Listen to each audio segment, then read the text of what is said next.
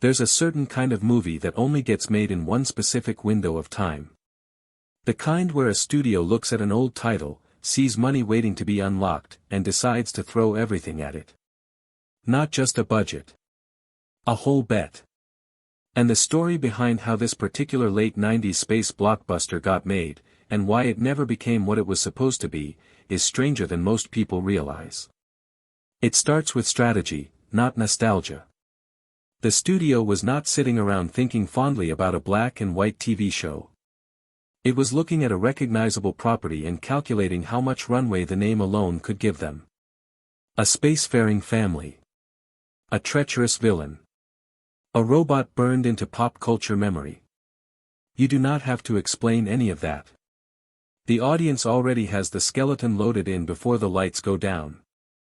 Original franchises have to earn their world from zero. A known title arrives with the door already cracked open. So they went big. Production kicked off in early 1997 at a massive studio facility outside London, and the budget landed around $80 million. The physical ship was built at a scale most productions would not dare attempt. Multi-level interior sets with real walls, real floors, real geography the cast could move through. That physical weight matters on screen even when audiences cannot name what they are feeling. Layered on top was a visual effects pipeline pulling from every tool the era had available. Computer animation over practical puppetry over miniatures over compositing. Which is partly why the finished film feels like two different technological eras inside the same frame. Some of it still holds because you can feel the real construction underneath. Other parts carry that distinctly late 90s digital softness that dates a movie faster than almost anything else. The casting had its own turbulence. The charming pilot character was originally given to a different actor entirely. The director decided he did not have enough contrast against the lead. Similar look, similar energy, not enough friction. So a far more recognizable face walked through the door. One audiences had been watching weekly on one of the biggest sitcoms on television. That recognition did real work for the movie. The swagger reads in seconds. The catch was scheduling.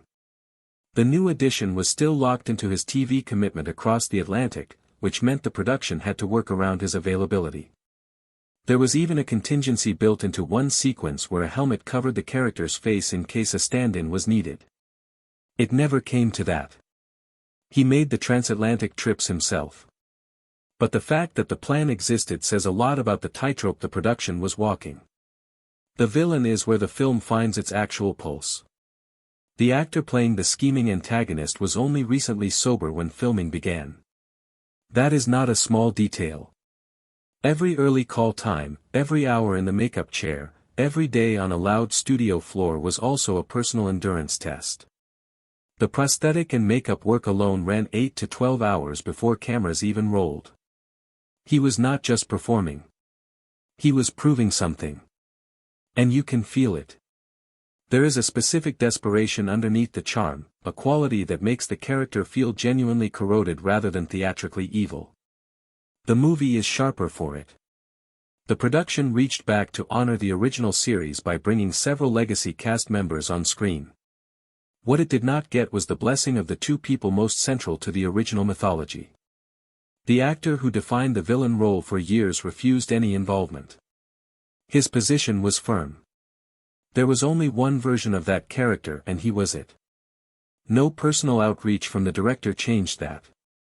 A second legacy actor wanted specifically to play an older version of his original character, which would have created a genuinely moving piece of full-circle casting.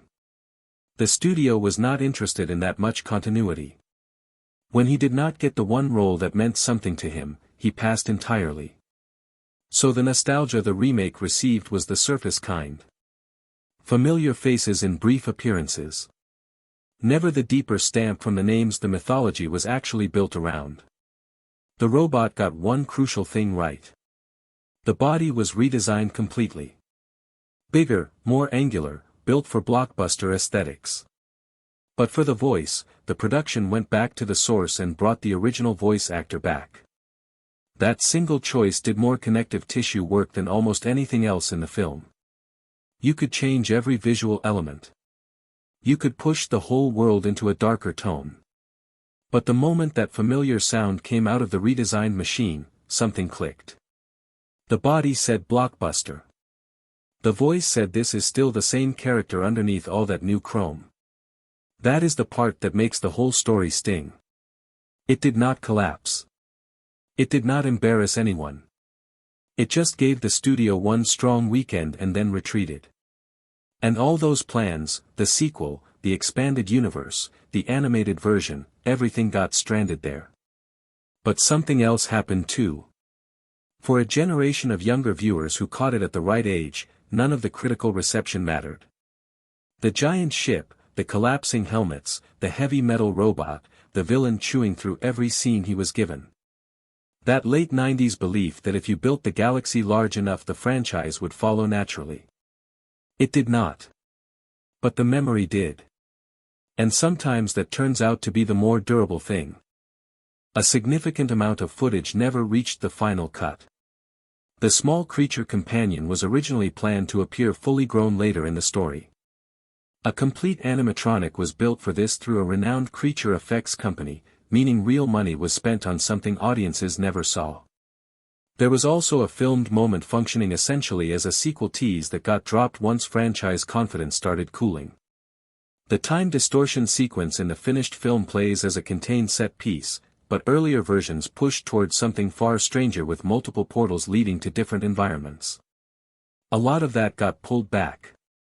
Which helps explain the film's slightly off rhythm.